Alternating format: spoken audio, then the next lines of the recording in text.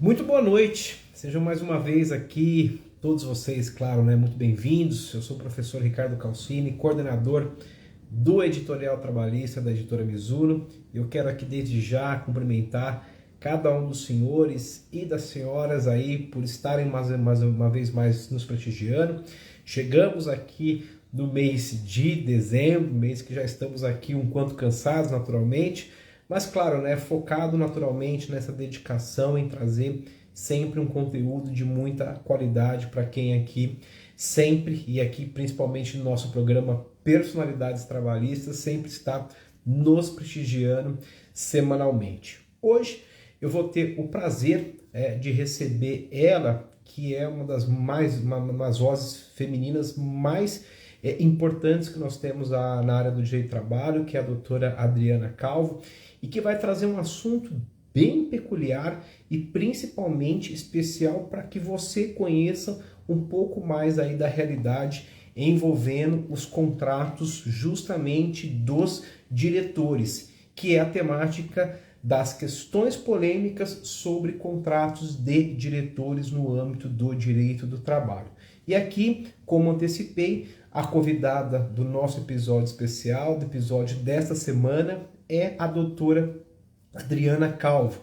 Doutora Adriana Calvo, para quem não conhece, embora seja redundante falar sobre ela, é doutora em Mestre e Direito do Trabalho pela PUC de São Paulo, uma grande palestrante, uma grande professora e também uma grande advogada trabalhista que nós temos aqui na cidade de São Paulo. Eu não sei se ela já está aqui conosco, enquanto ela vai chegando, estou tentando fazer contato aqui pelo WhatsApp. Eu gostaria de aproveitar o ensejo aqui deste nosso encontro para dizer e passar algumas informações vindas da editora Mizuno, perdão, na área trabalhista para você.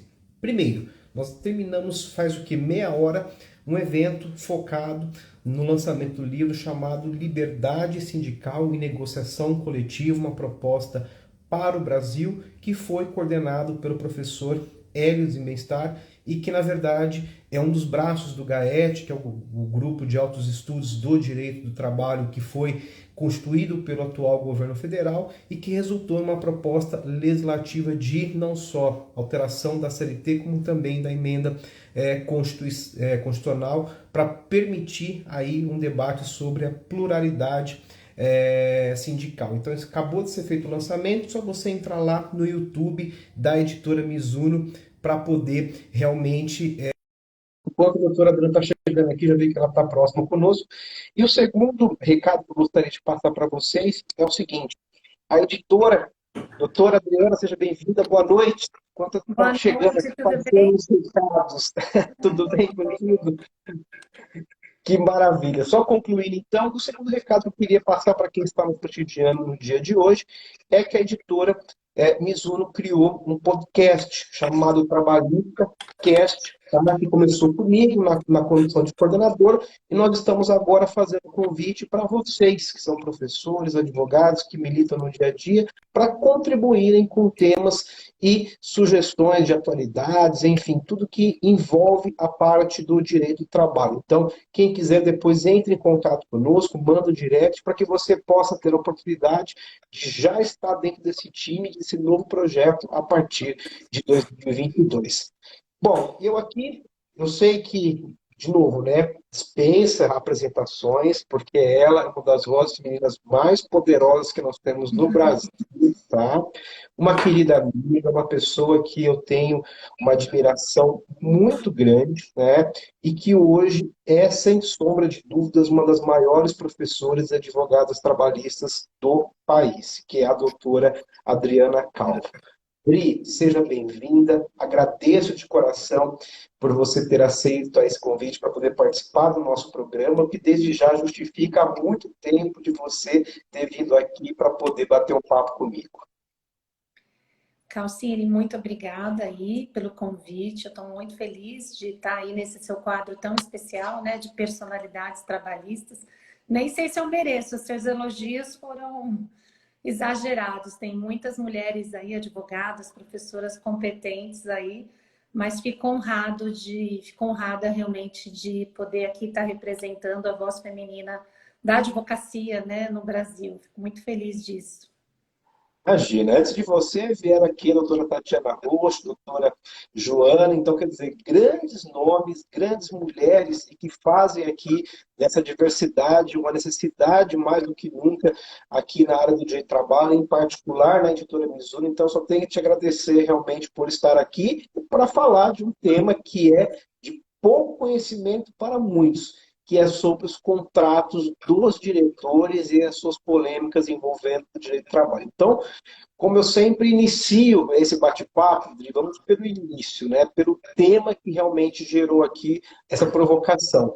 Quais são, e aí trazendo uma visão já mais abrangente, quais são realmente essas polêmicas que giram em torno desses contratos desses diretores? Então, Calcine, eu pensei em hoje, né, nesse espaço de tempo que a gente tem aí 1 hora, né, mais ou menos, né, de live, Isso. eu pensei em a gente abordar alguns aspectos da contratação, alguns aspectos relacionados a benefícios e alguns aspectos relacionados à questão do desligamento, né, do encerramento do contrato. Basicamente, foi isso que eu pensei, que daria tempo de a gente conversar aqui, debater em 1 hora. Perfeito. E aí, quem quiser, gente, aproveite. A doutora Adriana Calvo está aqui, faça sua pergunta, seu questionamento. Eu vou aqui batendo um papo com ela, vou transmitir a sua dúvida para que ela possa responder. Então, vamos começar pelo começo, que é o nascituro realmente aí dessa relação, desse contrato. E como é que funciona dentro da legislação brasileira, Adri, a questão do trabalhador diretor? Então, uma primeira coisa que eu gostaria até de comentar, que algumas pessoas talvez não saibam dessa informação, mas eu comecei, Calcine, como advogada empresarial, trabalhando em grandes bancas de escritórios de advocacia, e o meu trabalho era focado em contratação e demissão de altos executivos. Por quê? Foi numa época que você tinha muito expatriado no Brasil, e eles precisavam de uma advogada trabalhista que falasse inglês fluente. E eu tinha acabado de voltar dos Estados Unidos, eu me formei pela USP e fui para os Estados Unidos estudar direito americano durante 1 ano. Fiz um curso na Universidade da Califórnia, no UCI, sobre legal assistantship. É um curso onde você tira no final do curso o certificado para ser paralegal nos Estados Unidos. E quando eu voltei, eu não sabia nada, né? Eu estava começando a carreira, recém-formada, né? E me colocaram em grandes contratações de altos executivos. Mas era porque eu funcionava como uma tradutora, né? Meu inglês não sabia nem o que eu estava falando, né? Naquela época. Mas eu fui aprendendo. Fui aprendendo. Então, eu contratei muito executivo, demiti muito executivo. E aí a gente foi aprendendo, né, as principais questões polêmicas em relação a isso. A primeira questão que eu acho a mais importante na contratação é a definição do vínculo. Porque quando um diretor, ele é nomeado diretor estatutário na sociedade anônima, nós temos uma súmula, que é a súmula 269 do TST, que definiu em 1988 que o contrato de trabalho do diretor, se o diretor for recrutado internamente à empresa, então eu tenho aquele empregado que entrou como office boy na empresa, e depois de 10 anos, 20 anos, foi convidado para ser diretor estatutário. A súmula 2009 do TST diz que o contrato de trabalho é suspenso, vírgula, salvo se houver subordinação jurídica.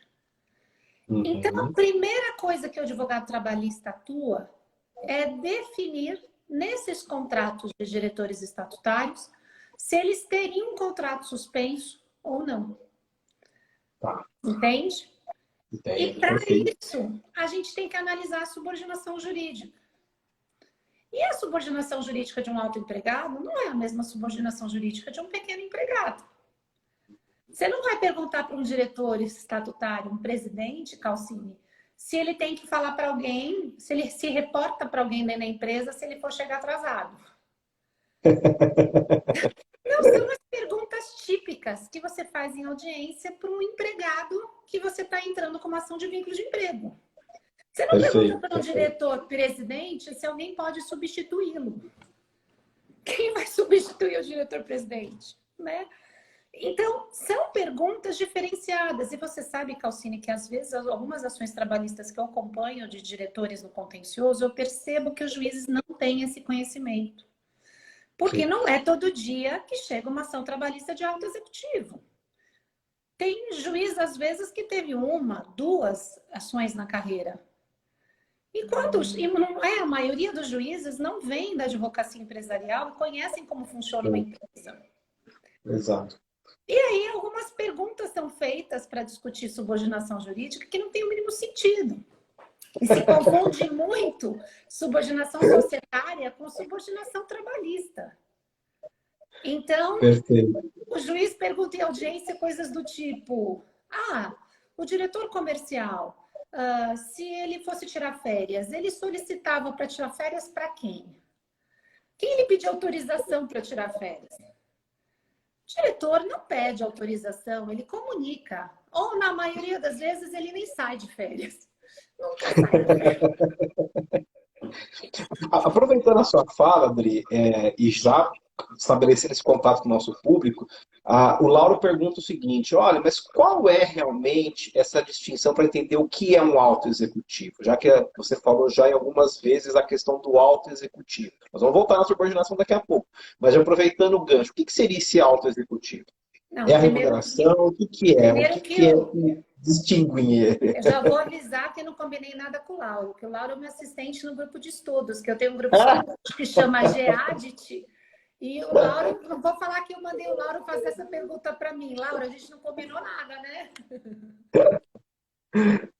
Então, quando a gente fala alto executivo, eu estou me referindo aos cargos de alta direção, em sua grande maioria, que têm poderes estatutários. Seja na SA, o diretor estatutário, seja numa limitada, um diretor administrador. Então, Perfeito. quando eu falo polêmica do contrato de altos executivos, eu estou falando normalmente dessa polêmica que envolve um trabalhador que ele é híbrido. Ele tem metade cara de trabalhador, metade cara de administrador. Ele Perfeito. ocupa, pela lei das SAs, uma posição de administrador não sócio. Ele dirige a companhia. Ele é um administrador profissional. Ele não é administrador porque ele detém a propriedade, não é um administrador patrimonial. Ele é um administrador profissional, porque ele entende da técnica de administrar empresas. E eu acabei, depois de advogando tantos anos sobre diretor, eu acabei escrevendo a minha tese de mestrado na PUC São Paulo sobre contratos de altos executivos. Perfeito. Eu brinco que foi a minha fase mais empresarial, né? Porque a tese de doutorado eu escrevi sobre assédio moral e institucional. Fui para o outro lado, social. A primeira fase era mais empresarial, né? Sim, Então, sim. e o meu orientador na época, né, eu escrevi, foi o professor Renato Cláudio Almeida, e na minha banca estava o Paulo Sérgio João e o Nelson Manriche. Foi Sim. um grande orgulho, porque eu tinha trabalhado com o Dr. Paulo Sérgio João no Matos Filho e o Nelson Manriche no Felsber. Eram todos chefes que, durante muito tempo, eu contratei e demiti executivos com assessoria deles. Que Interessante, né? maravilha. Agora, E você aí, falou, para não perder o contexto, da opção, né, da contratação. É uma opção mesmo você colocar ele como um diretor estatutário na SA, um comercial na limitada, ou é uma opção deixá-lo como empregado? Como é que fica essa opção à luz do que você falou da súmula 269? então, a gente normalmente faz uma análise dos poderes que o diretor vai ter. Então, não é uma análise se pode chegar atrasado, se pode tirar férias. A análise é poderes. E a gente começa, Calcine, pelo Estatuto Social. Então, a gente olha lá no Estatuto Social. O diretor vai ter poderes para movimentar amplamente a conta bancária da empresa. Isso é um elemento importante. Não, ele não vai poder movimentar a conta bancária da empresa se não tiver assinatura de 3 diretores. Já estou restringindo. Ele pode assinar contratos comerciais limitados a R$ 20.000. Assinar contratos comerciais limitados a R$ 20.000, ele não tem poder para nada. Aí ele pode assinar contratos comerciais acima de 1 milhão. Mas qual é o faturamento da empresa? O faturamento da empresa é 2 bi. Então, É casuística, perfeito. a gente sempre faz análise. Faturamento da empresa versus o budget, né, o orçamento que ele tem, os poderes estatutários que ele tem. Então, a gente olha isso no Estatuto Social. E realmente há casos de altos executivos, Calcine, que você vai olhar nos poderes, ele tem amplos poderes. Assim, ele pode movimentar conta bancária, ele pode assinar cheque, assinar contratos. Ele só tem poderes restritos, por exemplo, para vender e comprar a empresa. Poxa, ele ter poder para vender a própria empresa, qualquer acionista iria limitar isso, né? Então, começa por aí. Por que existe, Calcine, os diretores laranjas? O que são diretores laranjas? Eu brinco e falo para os meus alunos homens prestarem atenção nisso. Existem aqueles diretores que o sonho deles é virar diretor. Você conhece isso? Muitos. O sonho do homem é falar, eu sou diretor-presidente. Né? Chegar para a menina no barzinho, na discoteca, na minha época era discoteca, né? Hoje eu já nem sei mais como chama. Chegar e falar, eu sou diretor-presidente. Né? E aí, às vezes, esse jovem, eu falo que é o diretor de primeira viagem, ele toca o primeiro convite. Então, aquele diretor que não é de carreira e que tem aquele sonho de virar um diretor estatutário, ele topa, assina e nem presta atenção nos riscos que ele está assumindo, virando um estatutário da empresa. E muitas vezes, acionistas usam isso como uma forma de proteção, de blindagem. Vou colocar uma laranja, esse diretor aqui só tem um apartamento onde ele mora, solteiro, só tem um carro, tá louco para virar diretor comercial da empresa, diretor financeiro da empresa. Vou dar para ele um aumento de 10 mil reais, ele vai topar. Perfeito, perfeito. Aí, a gente tem que fazer essa análise. Eu sempre recomendo ser feita uma análise. Quanto ele ganhava de salário quando ele era gerente? Quais os poderes que ele tinha? E quando ele virou diretor estatutário?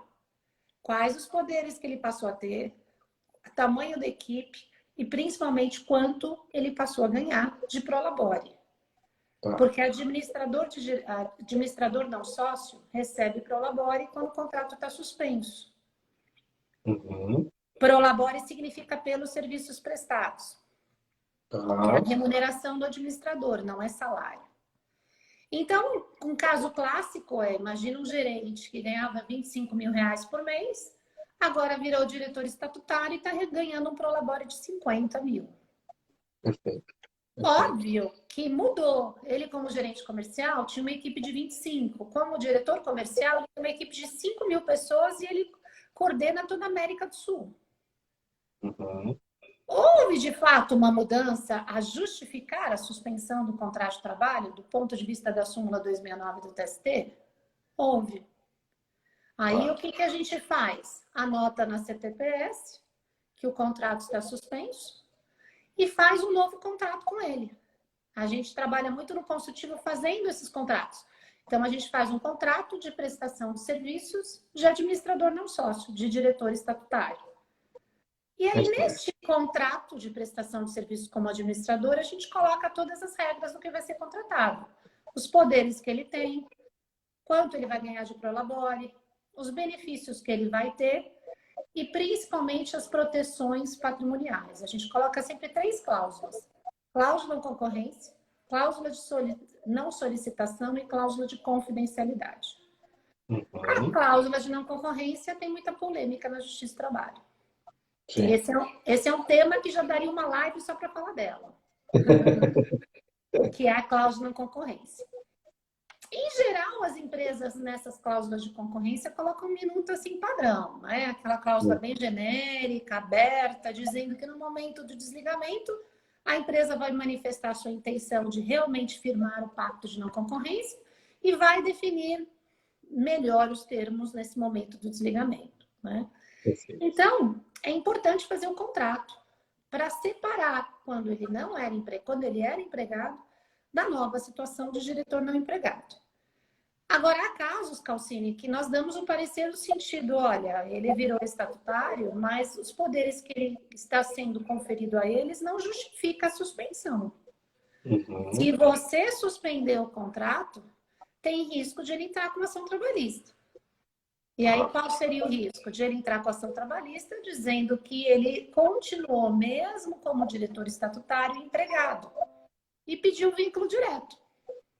Perfeito. E aí, o que ele vai ter que provar? Ele vai ter que provar subordinação trabalhista durante a audiência. Então, no momento da contratação, o mais polêmico é você definir qual vai ser a contratação. Vou manter o vínculo de emprego? Porque há casos que o diretor estatutário continua sendo empregado. E a segunda decisão é, não, vou suspender o contrato. E aí fazer o contrato de prestação de serviços nessa situação. Entendi. Aliás, aproveitando, Dri, essa questão, talvez para a audiência que não conhece bem ainda esse cenário, você diversas vezes falou do diretor estatutário. Quando eu falo diretor estatutário, você se refere a quem está dentro de uma SA, tá? E aí você comentou da limitada, que aí poderia ter o diretor financeiro, o diretor comercial, etc. A pergunta é, e para que a audiência entenda bem o que você está passando aqui para eles. Essa súmula 269, que fala dessa suspensão do contrato, se aplica tanto para SA, ou é restrito para SA, ou se aplica para SA e para a limitada, e aí levando em consideração o que a pessoa que lá já estava, como você comentou. Ou, no caso, também poderia aplicar essa súmula para quem estaria sendo contratado de início para exercer essa função de diretor? São essas colocações que eu gostaria que você pudesse esclarecer para a gente. A princípio, a súmula 269, ela trata somente do diretor estatutário. Os precedentes da súmula 269 são da lei das SAs. O que acontece é que depois, você vê, a súmula 269 é de 1988. E nessa época, na década de 80, a SEAP tinha um decreto-lei que tinha na limitada a figura do gerente delegado. E nessa época, os pareceres que nós na área trabalhista emitíamos era que para a figura do gerente delegado não era compatível com a figura do diretor estatutário e não se aplicaria a súmula 269. O que acontece é que o Código Civil, com o novo Código Civil agora tem um dispositivo expresso que diz que se aplica supletivamente a limitada à lei das SAs. Então, se o contrato da limitada, se o contrato social na limitada tiver uma previsão específica dizendo que se aplica supletivamente a lei das SAs, aí, a partir desse momento, a gente passou a defender que era plenamente possível a aplicação da súmula 269. E a jurisprudência tem seguido nessa linha, Calcine. Embora sejam menos ações trabalhistas de diretores de limitada, quando a empresa diz que o contrato social aplica supletivamente a lei das SAs, não há por que você discutir essa diferenciação entre limitada e SA hoje, né? Mas lá em 1988 não era para se aplicar para limitada. Entendi. E aí essa aplicação pode ser para quem já estava ou para quem vai chegar também? Há uma diferença ou não? Não, essa aplicação seria hoje para novas contratações desde o Código Novas Civil, né? contratações. Porque Tá, todos perfeito. os contratos sociais, depois do novo Código Civil, não existe mais a figura do gerente delegado. Eles tiveram que fazer uma Perfeito. adaptação. Então, hoje, pela legislação específica das limitadas, o diretor, ele é administrador e ele é chamado no contrato social de diretor também. Às vezes, ele não tem um cargo específico, só diretor, né? Mas ele também é chamado de diretor. Então, a gente faz a mesma análise. O que você tem que tomar cuidado numa limitada é que a limitada é uma sociedade que é um mix de sociedade de capitais com sociedade de pessoas. Se é uma limitada com administração familiar, pode haver um risco trabalhista grande, Calcine. Por quê? Eu tenho situações de limitada onde o diretor-presidente é o acionista majoritário. O acionista não. É sócio, né? No caso da limitada, não é acionista, é o sócio controlador da limitada. Aí, poxa, se ele é um sócio majoritário e ele é o diretor-presidente, e o nosso empregado é um diretor financeiro, vai ser difícil eu dizer que não tem subordinação trabalhista quando eu tenho, né, o dono do negócio no topo da diretoria. Então, se é uma limitada com uma administração muito familiar, eu entendo que existe um risco de subordinação trabalhista muito grande. Essa análise também precisa ser feita. Não é só analisar o diretor, você tem que analisar a diretoria. equívocos, por exemplo, eu já tive casos que eu fui fazer auditoria de contratos de diretores, onde o diretor-presidente era CLT e os diretores abaixo dele eram estatutários com contrato suspenso. Como é que eu falo que o presidente é CLT e os diretores abaixo têm contrato suspenso? Ou como é que eu falo que o diretor financeiro é empregado e o comercial não? Entendi. Você tem que ter o mesmo regime para todos. O diretor-presidente, eu vejo dois modelos possíveis. Ou o diretor-presidente, ele tem um contrato suspenso, é puramente societário, e os demais CLT abaixo dele, ok. Ou todos são estatutários não empregados. Agora, eu não posso ter um sim, outro não. Se no Estatuto Social eles têm poderes compatíveis, não. Então, o que acontece? Como a advocacia trabalhista ela não é muito especializada nesses contratos de altos executivos, normalmente as empresas não passam para um advogado trabalhista fazer essa revisão. Normalmente quem vê isso é o advogado societário. E o advogado societário não entende, né, da área trabalhista e não toma esses cuidados. E aí, por isso que a gente tem muita ação trabalhista de alto executivo na Justiça do Trabalho. Perfeito. Bom, tá aqui uma grande personalidade e uma grande expert no assunto, que é a doutora Adriana Calvo. Já vi que passamos praticamente metade, quando o papo é bom, o tempo corre, né? Ela Eu que tenho é. um assunto aqui processual para você estudar e para o pessoal que está assistindo aqui, bem legal, que está acontecendo na Justiça do Trabalho. A gente não Perfeito. viu que o diretor estatutário que mantém o contrato de trabalho, ele continua empregado, certo? Se ele continua empregado, a competência para uma ação trabalhista é da Justiça do Trabalho, não há dúvida, certo? Uhum. Agora, se o diretor estatutário tivesse o contrato suspenso e não manter mais o status de empregado, ou se ele já for contratado externamente à empresa e não mantém o seu contrato de trabalho ativo, porque ele sequer foi contratado como empregado, ele já é contratado como estatutário sem emprego.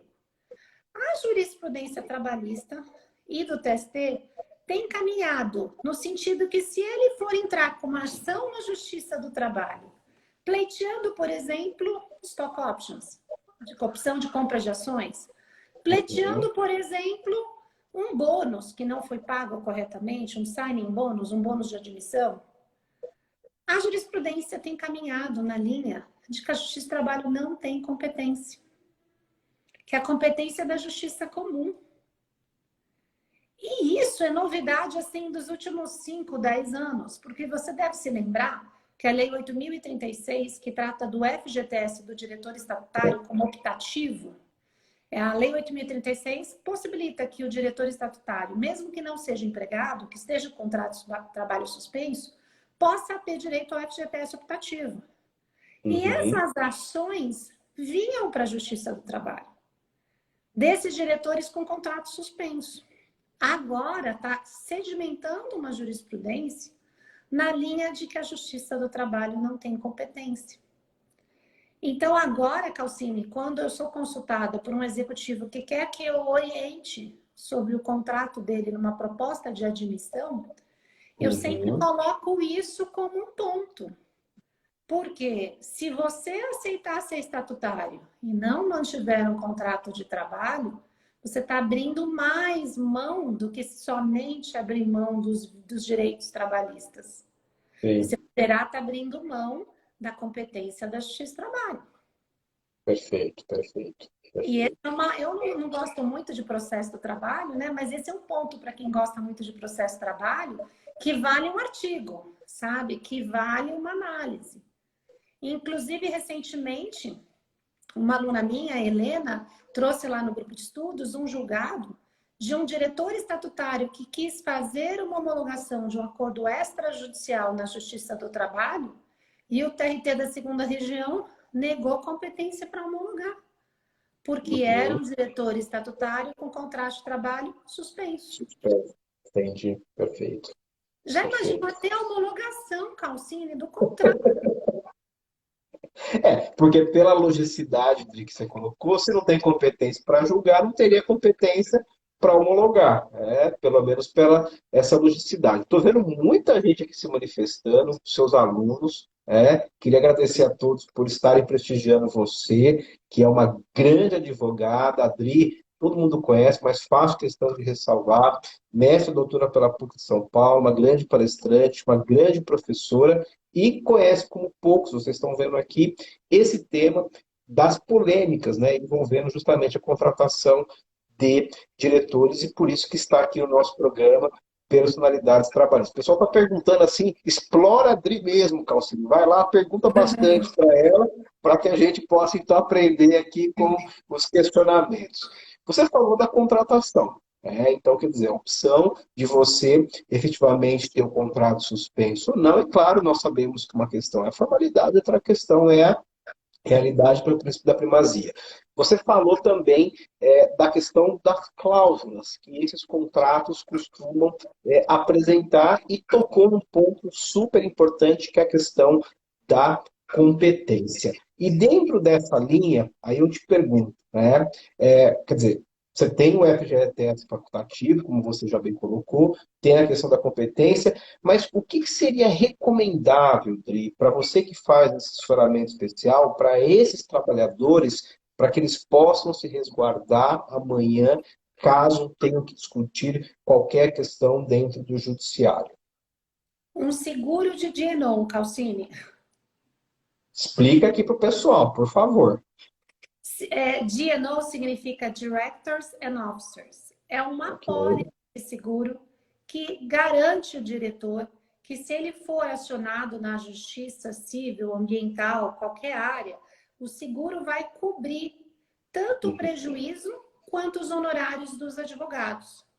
Salvo dolo e má-fé. Quer dizer, se o diretor praticou um ato doloso ou culposo em relação a uma administração que não seguiu os princípios da boa-fé, o seguro não responde.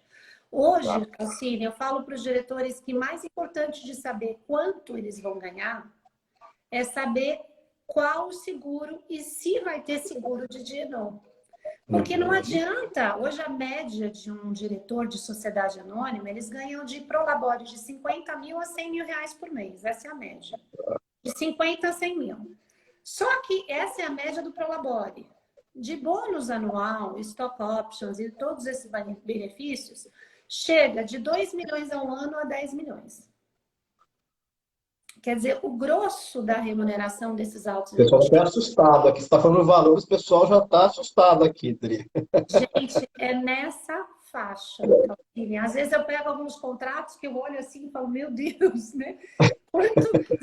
Quanto dinheiro que esse executivo... Mas é que são pessoas que são chaves, né, dentro da companhia, que trazem resultados para a companhia, que são resultados também que vale o que a companhia investe nesses altos executivos. Né? Só que eles assumem uma responsabilidade muito grande. Eu sempre dou como exemplo Lava Jato. Muitos dos executivos da Lava Jato eram diretores empregados estatutários. E empregados sem contrato de trabalho suspenso.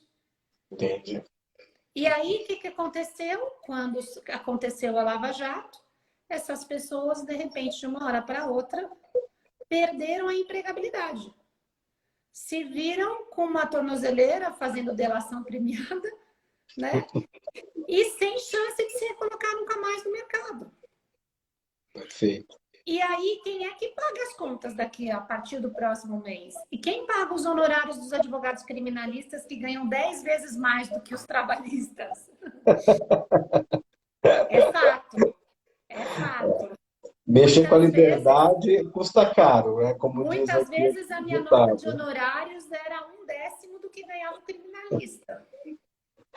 Agora, você tocou num ponto que eu ia até perguntar, Adri. Tem essa responsabilidade civil parente terceiros, tem essa responsabilidade criminal que talvez seja a maior, né, de todas, de maior gravidade. Mas e a responsabilidade trabalhista desse diretor frente a empregados da própria empresa que ele administra? Como é que fica isso dentro da nossa área? Tem muito diretor presidente que tem conta penhora online da Justiça do Trabalho, mas aí ele sofre lá uma penhora online de 400 mil. Para eles, o problema não é os 400 mil da Justiça do Trabalho. O problema é o dano ambiental de 10 milhões, é o dano moral coletivo do Ministério Público do Trabalho de 5 milhões. Não que o executivo não tenha esse valor na conta. Não é esse o problema. O problema é ele ter isso penhorado a partir do mês seguinte. Como é que ele faz, né, para pagar as contas? Aí ele aciona o seguro de D&O. D&O é D de dado ou de ônibus. D-E-O, em português. Isso, eu tenho que fazer isso porque o pessoal está perguntando aqui exatamente o nome do seguro. Então, anotaram aí para não ter problema em relação a isso. Agora, você aplicando... Aí eles acionam o seguro, aí o seguro repõe o dinheiro na conta bancária e paga os advogados para ir lá e tentar liberar a conta bancária do diretor, que foi penhorada. Então, o seguro hoje é o mais importante. A Ellen, que já está acostumada aqui, gerente jurídica de empresa, que já viu vários contratos de executivo, né, Ellen? Escreveu aqui para vocês no chat, ó, o D&O. Directors and Officers. Isso é o mais importante, Calcine. Hoje, você aceitar ser diretor estatutário de uma empresa sem o seguro é uma loucura. É suicídio, porque... Você sabe como o Poder Judiciário está?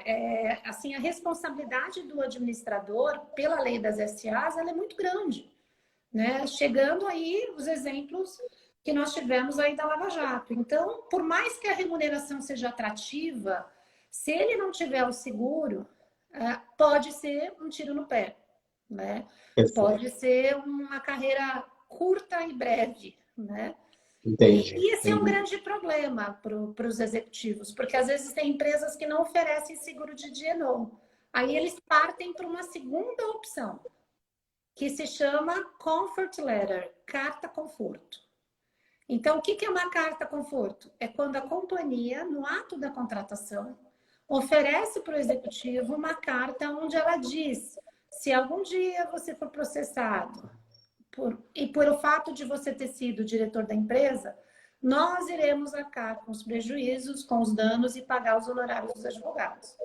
Então, ou o seguro ou a carta conforto. A carta de oferta. Agora, mas você a carta conforto, ela não é garantia. A empresa quebrou, aí ninguém vai pagar, exato. O seguro, pelo menos, você tem ali um órgão solvente que o fará.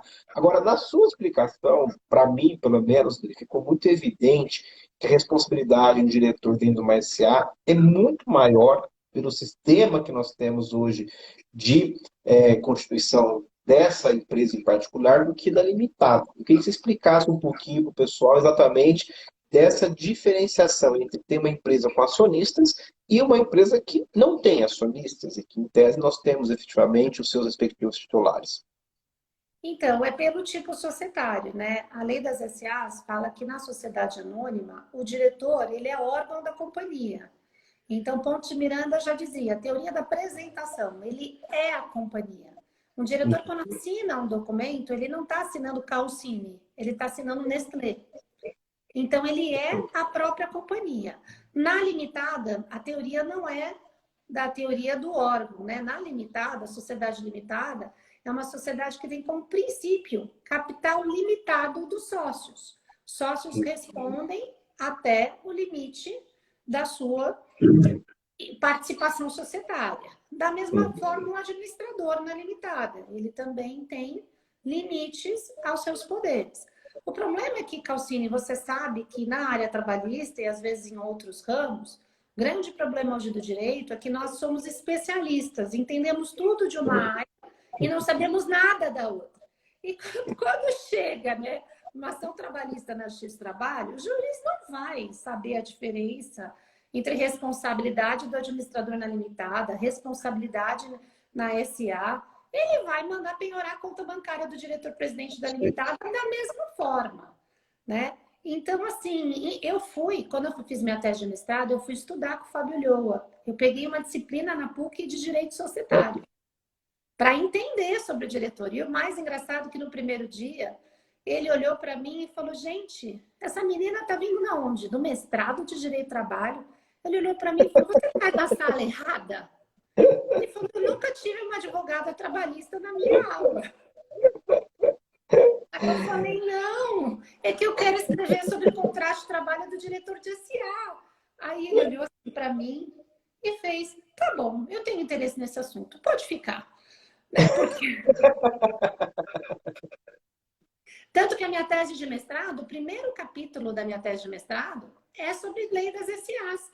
Eu conto a origem da lei das SAs, que foi o primeiro tipo societário que permitiu que a administração da companhia fosse concedida a um administrador não sócio. O primeiro tipo societário que permitiu um administrador que não detinha propriedade foi a SA. E no início, a sociedade anônima, o administrador, ele precisava da caução de outro sócio para ser administrador. Ao longo do tempo, não foi mais necessária a caução e ele pôde ser administrador sem precisar das ações. Só que ele responde igual responde um acionista. E esse é o grande dilema dessa figura na atualidade. O grande dilema é que ele é um trabalhador e como trabalhador tem que ter seus direitos trabalhistas, mas ao mesmo tempo ele dirige a companhia, ele substitui o acionista no dia a dia, na execução das ações dentro da empresa. E na hora de responder pela ação de responsabilidade de administrador, ele responde igual ou mais que um acionista. E é aí que essa conta, muitas vezes, não passa. Eu já vi diretores participando de ações como réu, ações de responsabilidade de administrador, onde o valor da ação é 400 milhões de reais. E ele está lá como responsável. 400 milhões. É muito dinheiro. Não sei nem o número, 400, né? Olha, tá todo mundo aqui falando muito bem da sua fala, não poderia ser diferente. Sim, a live vai ficar gravada. Hoje a gente tem um sistema do Instagram que a gente tem as opções do vídeo, né? Que era o antigo IGTV, então a aula vai ficar gravada. Depois eu vou mandar para a Adri também compartilhar para vocês. Fiquem tranquilos que vocês vão poder pegar todos esses detalhes aqui com mais calma. E detalhe para poder reforçar. A partir de semana, acho que foi na retrasada, que nós passamos a certificar agora a carga horária. Então, quem quiser, depois eu vou deixar o e-mail, manda aqui para a gente. Tudo que vocês estiverem prestigiando a editora Mizuno vão passar a receber a certificação da carga horária, tá bom? Dri, olha, nós já estamos 45 minutos e eu brinco que o papo quanto é gostoso, gente. Olha, flui que é uma beleza, você nem sente. Tem hora que essa cadeira que eu tô aqui, olha que eu tô aqui das 5 da tarde e vem para Mizuno. Ela pega, você fica cansado, mas ouvi-la, né, com tal propriedade, com uma fluidez, com quem conhece o assunto, é muito gostoso. Então, fiquei extremamente feliz e, de novo, renovo meu agradecimento pelo aceite do convite. Pessoal, manda as perguntas, porque nós estamos com o tempo já no finalzinho, então quem quiser aqui fazer um questionamento para a doutora Adriana Calvo, fique à vontade.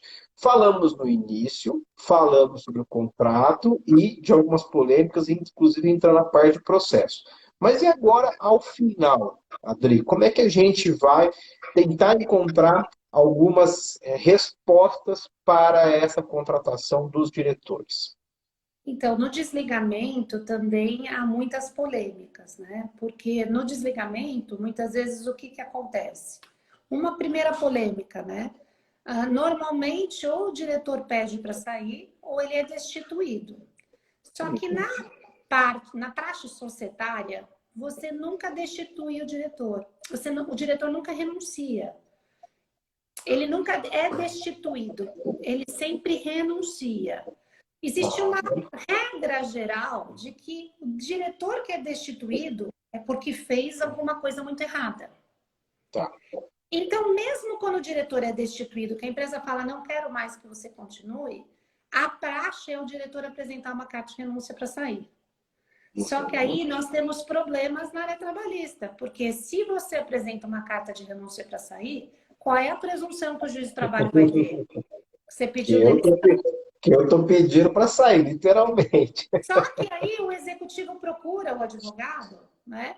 E fala, doutor, eu fui mandado embora, mas o senhor fez uma carta de renúncia. Não, é porque a praxe na área societária é fazer a carta de renúncia, mas foram eles que me destituíram. Aí, quando eu estou pelo lado da empresa, o que a empresa faz? A empresa diz, ele pediu para sair, tanto que fez a carta de renúncia. E aí ele que vai ter que provar que não era renúncia. Então, se o diretor estiver consultando um advogado nesse momento do desligamento, o advogado vai dizer, não faça carta de renúncia. Fala para a empresa te destituir. Porque se você fizer a carta de renúncia, vão entender que você pediu demissão. E se você entrar com ação trabalhista pedindo vínculo de emprego, multa do FGTS, todos os direitos trabalhistas, se você apresentar a carta de renúncia, vão dizer que você pediu demissão. Aí vai ser o seu ônus de prova de dizer que não foi um pedido de demissão, que você foi destituído. Então, você já vê um problema do direito societário com o direito do trabalho, né? Eu fui aprendendo isso na prática, quando eu comecei a questionar os advogados societários. Mas se a empresa que tomou a iniciativa para ele sair, por que ele fez carta de renúncia? Né? Outra coisa que acontece muito no desligamento. As empresas, sociedades anônimas hoje, com a nova lei do mercado, chamado Mercado Novo, elas têm inserido no seu estatuto social uma cláusula no estatuto social dizendo que o executivo, quando aceita de ser diretor estatutário, qualquer conflito que houver entre sociedade e executivo vai ser julgado pela arbitragem. Calcine, isso vai começar a chegar aí na Justiça do Trabalho. Porque muitos diretores estatutários, empregados ou contrato de trabalho suspensos acabam sendo diretores estatutários, o estatuto tem essa cláusula, no termo de posse deles tem a cláusula de arbitragem, só que no contrato de trabalho não tem a cláusula de arbitragem. Entendi. Não segue o 507A da CLT, que foi trazido pela reforma. Aí fica a discussão. Vale a nova lei dos mercados novos, que diz que o estatuto coloca a cláusula de arbitragem? Ou vale a relação trabalhista, que nunca teve nenhuma previsão de cláusula de arbitragem no contrato de trabalho? Perfeito, perfeito. Excelente questionamento. Aliás, né, que vamos aguardar, né? Daqui a pouco, como você falou, vai desaguar aqui para gente. O Lauro está te fazendo várias perguntas, tá? Lauro, eu vou tentar aqui, de uma forma muito objetiva, reproduzir para a Adri alguns dos questionamentos que você trouxe, tá? Já falou da arbitragem, quer dizer, tem essa polêmica de ficar ou não nesse trabalho, porque a arbitragem está sendo feita fora do contrato, né? Está sendo feita exatamente ali dentro de uma relação civil e não da parte trabalhista. Ela já comentou sobre a questão do 507, então vou entender como superar a questão. Veio uma pergunta da Neida, de dizer o seguinte, não sei se tem relação exatamente com o que você está falando, mas os diretores de cooperativas de trabalho, se realmente guarda pertinência aí com a sua fala, e se puder explicar um pouquinho para a gente, eu agradeceria. E o Lauro também coloca aqui, essa que você não respondeu, o que fazer quando o diretor comete um delito, aí podemos pensar desde a parte criminal até em outras esferas, a pedido, em tese, do CEO, e se esse seguro que você fez referência, essa carta de ofertas que você fez referência, eles têm prazo de validade. Então, vamos começar pela última. O seguro de D&O, normalmente, ele é renovado anualmente. Tá? Então, você faz o seguro, todo ano a empresa vai renovar, que nem seguro de carro. E esse seguro tem cláusulas que dizem, a minha cobertura se você tem a cobertura desse ano, renovou esse ano, e o ano que vem não renovar, a cobertura cobre normalmente 2 anos após o desligamento do diretor, 5 anos após o desligamento do diretor. Então, depende do seguro. Também é um problema. Quando você é contratado numa empresa, é bom revisar as regras do seguro de D&O. E é bom revisar se a empresa está todo ano renovando, porque ela pode, no momento da contratação, oferecer o seguro e chegar no ano que vem e não renovar. E aí a sua cobertura vai ficando limitada. Você tem que verificar também as ressalvas. Quais são as coberturas que o seguro não tem? Ou seja, o que está excluído? Né? Tem limite para honorários? Por exemplo, os executivos da Lava Jato alegavam que em um ano de Lava Jato, o D&O já tinha estourado o limite de honorários. Com os advogados criminais, né? Com os advogados... Não foram os trabalhistas, não. Aliás, gente, eu estou tentando pegar aqui as principais dúvidas. Tenho certeza que outras vão passar aqui, a gente não vai conseguir responder a tudo. E vocês ficam à vontade, tá? Quem ainda não segue a professora Adriana Calvo, já faço aqui esse pedido. Passem a segui-la. Qualquer dúvida, manda um direct para ela, que eu tenho certeza que ela vai responder a todos vocês. E, claro, isso aqui é um bate-papo sobre um assunto super importante, mas eu quero deixar aqui para vocês um convite já especial, porque muitos não sabem, mas a doutora Adriana Calvo estará conosco no próximo ano, no curso Trabalhista Class, que chega agora na sua segunda edição, e vai participar do corpo docente, cujas aulas começam a partir do mês de março. Lembrando que nós temos uma aula totalmente aberta e gratuita com o ministro Alberto Balazeiro, no dia 9 de janeiro. Os alunos que já conhecem sabem, toda quarta-feira, das 19 às 21 horas, e serão 17 encontros com 17 professores novos, com 17 temáticas novas, para você vir e poder aprender e, lógico, né, desfrutar desse conhecimento que é para poucos. Dri, vou te devolver a palavra para a gente finalizar tal como nos iniciamos no dia de hoje, tá? De tudo que nós falamos aqui, tá? O que você gostaria de ressaltar sobre essas polêmicas envolvendo a contratação de diretores? Assim, eu acho que sempre é muito importante, quando você fala em contratação de diretor de SA, é você estar sempre conversando com o advogado societário. É você ter um advogado societário para trabalhar de forma conjunta. Porque o que acontece, Calcine? Essas duas áreas se misturam muito quando eu estou falando da figura do diretor de SA. E precisa estar sempre conversando. Não adianta o trabalhista fazer um belo contrato de prestação de serviços de administrador e o estatuto social ter lá um monte de cláusula limitando os poderes do diretor. Não adianta nada o advogado trabalhista se preocupar com o contrato de trabalho perfeito para garantir os direitos do empregado e, do ponto de vista estatutário, o estatuto social tem uma cláusula lá de arbitragem, entendeu? Então, assim, precisa ser essa conversa trabalhista societária, tanto na contratação como no desligamento. Hoje eu tenho muitos amigos da área societária, advogados societários, porque eu fui estar trabalhando muito tempo nessa área.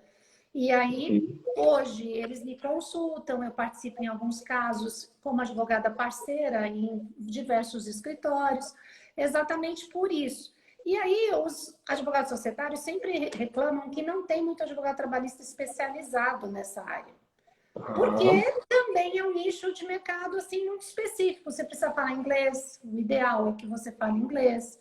O ideal é que você tenha conhecimentos societários mínimos, né? Saiba diferenciar SA limitada, sabe entender como é a questão de uma posse, uma destituição de um diretor, seja acostumado um pouco com esses documentos societários. Então, tudo isso realmente faz com que seja mais limitado. Eu tenho pensado para o ano que vem em fazer um curso para formar advogados, para pegar cada uma dessas questões e ir falando de forma mais minuciosa, né? Porque são vários temas que você tem que aprofundar, né? Não é falar de GNO, falar de carta oferta, falar de stock options, todas essas questões, né? É que assim, a gente acaba, como eu disse para você, minha tese de doutorado acabou sendo sobre assédio moral. E aí eu acabei também trilhando mais na área do assédio moral institucional. São duas áreas que eu gosto muito, né? Então, você vê, a minha tese de mestrado, ela é de 2005. Meu livro da LTR que eu escrevi sobre diretor de SA já está esgotado e não teve nova edição. Então, hoje, se você quiser ler... Pronto, agora você levantou a bola. Você vai ter que fazer uma edição e vir para cá agora, Vidrino. Vai ter jeito, hein? Já vou te colocar na saia curta aqui ao vivo. Pois é. Então, é uma coisa que eu estava pensando em reescrever, fazer um novo livro sobre diretor, tratando dessas questões. Então, assim, são coisas que a gente às vezes faz muito na advocacia, né? E não traz tanto para o acadêmico. E o problema maior é que estes processos, eles acabam hoje, a grande maioria, correndo em segredo de justiça. Sim. E o aluno não consegue nem ter acesso à jurisprudência desses casos. Porque a grande maioria está em segredo de justiça. Sim, Né? Então, E isso acaba ficando muito limitado aos grandes escritórios de advocacia, né? As grandes bancas é que têm acesso a essas grandes ações com esses temas polêmicos. Então, só se você trabalha nesses escritórios é que você começa a ter essa experiência, né? Então, é um assunto hoje que ficou muito especializado mesmo, infelizmente. Mas eu tenho certeza, depois desse nosso bate-papo, que, quem sabe, em 2022, vira o ano, novas ideias, novos projetos, a gente não possa recepcioná-la aqui na editora Mizuno. E pelo tempo, eu quero aqui dizer que conversei com ela, que é uma grande professora, uma querida amiga. Vocês viram aqui, mais do que não conhece como ninguém este assunto, mestre e doutora pela PUC de São Paulo, a doutora Adriana Calvo, que, mais do que ninguém, faz jus a estar aqui, sim, no nosso programa Personalidades Trabalhistas, pela editora Mizuno. E como eu adiantei agora há pouco para você, já peço desculpa, minha filha está chorando aqui por alguma razão, né? Aqui acontece, estamos no home office, os pequenos aqui nos reclamam aqui, atenção, estará conosco também aí no próximo curso, que é o Trabalhista Class, que começa aí no semestre de 2022. Dri, obrigado de coração a você. Fiquei muito feliz de você ter aceito aí de última hora. Eu sei que eu te fiz isso aí para sexta-feira, mas são tantos compromissos que eu tenho hoje com a editora que às vezes a agenda acaba ficando um pouquinho apertada, tá? Mas fiquei muito feliz, não só eu, mas também para toda a audiência que nos prestigiaram aqui no dia de hoje. Quem quiser, aliás, estão perguntando a certificação, manda um e-mail para livros.trabalhista@editoramizuno.com.br. Repito, livros.trabalhista@editoramizuno.com.br. Dri, quer mandar um beijo para alguém? Para mim foi um prazer estar aqui com você, Calcine, também. A primeira live que eu acho que a gente faz juntas, né? Sim, Então, exato. fluiu super bem, me senti muito à vontade de estar aqui com você. Que bom. E aqui eu já olhei, se eu falar que eu vou mandar um abraço para uma pessoa aqui, eu vou ser injusta, porque eu vi um monte de gente, um monte de aluno, um monte de cliente, vi um monte de gente querida. Então, vou mandar um abraço para todo mundo aí, para os meus alunos, colegas de profissão, colegas juízes, até juízes estão assistindo aí a live. Sim. Então, fico muito feliz de estar podendo colaborar, né? O nosso objetivo na área acadêmica hoje, né? Você vê, Calcine, você está aí com a sua filha, eu também com meu filho aqui de 10 anos, nesse horário. Nosso objetivo é realmente ajudar, né? Colaborar, fazer com que o conhecimento possa ser disseminado e mais pessoas possam ter acesso àquele estudo de qualidade que a gente teve a oportunidade de ter, né? De ter podido fazer o mestrado na PUC, o doutorado na PUC. Eu sempre falo que eu sou privilegiada, né? Eu sei que muita gente não tem condições financeiras, não teve oportunidade de vida de poder ter essas oportunidades. Eu sempre falo, a gente tem que retribuir ensinando, abrindo portas, abrindo novas oportunidades. E você é uma pessoa que eu admiro muito por isso, porque você realmente recebe as pessoas, abre portas, né? E saiba que, olha, lá na frente, isso realmente vai abrir algumas portinhas lá no céu. Nem falo uma, várias portinhas lá no céu. O resultado é esse carinho que a gente tem das pessoas que não tem preço, né? Não tenho dúvida. De coração, muito obrigado. Obrigado a todos. Esse foi o penúltimo programa, mas semana que vem nós teremos o derradeiro para fechar realmente aqui o ano. Então já fica o convite. Esteja conosco para a próxima segunda-feira, 19h30, para mais um programa Personalidades Trabalhistas aqui na editora Mizuno. Dri, super beijo. Obrigado, foi um prazer. Obrigado, pessoal. Boa noite, boa semana e vejo todos aí na próxima segunda-feira. Um abraço. Tchau, tchau.